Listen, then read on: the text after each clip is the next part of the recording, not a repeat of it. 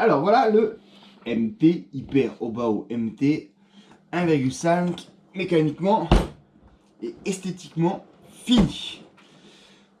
Tout d'abord, un gros merci à Tonton Mani, à Parrain Mani, à Papa Mani, comme vous voulez, qui m'a donné, voilà, qui m'a donné ces roues. Donc c'est des MFT Proline Trencher HP, donc qui sont en fait ceinturés pour éviter que ça fasse des pizzas.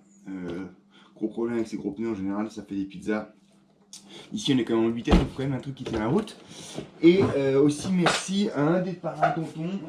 Parce que du coup Pierrot il pourra se mettre sur la piste avec ses Louise Rocket MT. Occasionnellement comme il est pas fan, s'il veut aller sur la piste, on mettra les gros rouleaux et on fera, enfin il fera un petit peu de piste. Ça c'était pour l'aspect esthétique. Moi je trouve que bon, honnêtement, esthétiquement c'est le plus, ouais, c'est le plus beau MT que j'ai fait. Voilà, je dis pas que c'est le plus beau MT du monde, mais esthétiquement je trouve que c'est pas mal. Je pense qu'on va quand même acheter une carreau à cassable.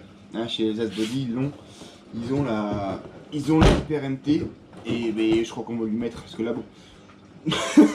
J'ai comme un doute sur la survivance du bazar à long terme. Donc voyons voir ce que ça donne à l'intérieur. Alors à l'intérieur, ben, c'est comme Papa Mani dit, hein. Il a qu'à suivre les vidéos, il a 3 vidéos, il avait fait la vidéo avec pour d'un montage pour Tonton RS. Et ben tout ce qu'il a dit, il a rien oublié. Pour faire ce montage, vous avez besoin donc de faire 8 trous. 4 pour le support ici. Vous avez à faire 2 trous pour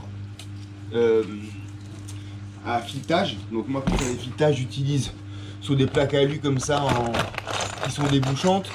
J'utilise ce genre de petit outil qui fait perçage, filetage derrière et chanfreinage. Alors là, donc ça c'est hyper rapide sur de l'alu, ça va super bien. 3 mm, ça se passe super bien. Donc il y a eu 4 ici, 2 pour attacher en fait la fixation de la lipo ici. Vous avez ensuite 2 trous qui sont un peu touchy à faire, mais à déboucher, il faut un peu fraiser. Un trou qui est où le pépère? Attends, on va ça. Voilà. Il est derrière. Oui, il est derrière. Pour attacher en fait le support moteur, ça va ici, ça entre un trou et une blague, faut juste un peu fraiser avec une tête bombée, faire un peu de place et ça passe. Ensuite, comme dit, pour faire rentrer le moteur en 92, un petit peu exagéré quand même, je pense qu'à 82 il ira très bien, mais 92 1520 kV Rocket 4 pôles, fait pour les bateaux, bateau pas bateau, vous énervez pas, hein, vous avez juste à mettre un bout de coche derrière si ça vous énerve. On doit un peu raboter la cellule et l'enforme, mais quelques millimètres et ça rentre tout pile poil. L'avantage c'est qu'on est en moteur de 40, la clampe est en 40, donc tout se plare bien. Ensuite, pour faire passer l'immense boîte radio, ça faut être honnête, c'est une immense boîte radio. On doit un tout petit peu à la Dremel raboter un peu la boîte radio ici et un peu le support de boîte ici également, jusqu'à que ça rentre sans forcer. Bon voilà, ça se fait, faites ça minutieusement, c'est tranquillou. Ensuite, pour faire bisous chérie, pour faire le montage du Vario, donc on est un VXL 8S. Ben, j'ai fait juste une plaque de transfert. Alors il faut que je la peigne, elle est en PVC blanc, donc je la peigne tout simplement, hein. J'ai percé une plaque où j'ai fixé mon VXL et j'ai fixé cette plaque dans les trous qui sont donnés pour le support moteur. Donc bon, on a un Vario bleu, voilà, ça fait raccord avec le truc. Donc voilà, après il y a tout ce qu'il y a à faire, franchement. Hop, une corne rouge. Ouais, parce que j'avais pas de corne bleue. Enfin si, c'est venu avec une corne bleue, mais elle était foirée. Donc Servo JX 46 kg sous 7 volts 5, hein, donc là on est en 6 volts, le VXL il donne que 6 volts, donc globalement Ça va donner dans les 30 kg. Wow, ça tourne tout seul. Hein. On a mis les diffs, ça je sais plus si je vous l'ai dit ou pas. Donc 1 million au milieu, 300 000 derrière, 150 000 d'avant. 300 000 derrière, c'est juste pour aller, pour mieux tourner. Avec les gros pavés comme ça, c'est un peu tendance à pas tourner. Donc on renforce et on met plus d'huile importante derrière pour avoir plus de motricité et donc donner plus d'avant. Hein, voilà. Les suspensions, alors bonne remarque que fait Mamani comme toujours quand je suis allé chez lui chercher les pneus. Il me dit ah bah putain, oh punaise. Bah oui, en fait les ressorts, alors j'ai acheté celui-là chez Euro RC en mode roller et c'est venu avec les ressorts bleus et effectivement les ressorts bleus sont trop mous. Je sais que les dernières versions qu'on avait vues du MT2, ils avaient déjà les ressorts orange. Alors je sais pas si c'était un fan stock ou si c'était les nouvelles versions qui sont comme ça. Donc encore un truc bizarre chez Obao. Et autre truc bizarre, j'essaie de parler moins vite. Les roulements sont en double Z alors qu'avant c'était tout le temps en étanche. Donc vous connaissez Mani, il a fait direct des photos, il a dit « Ah, j'ai envoyé ça à Richie ou à Suzanne ?» pour voir son avis, voilà, on attend la réponse.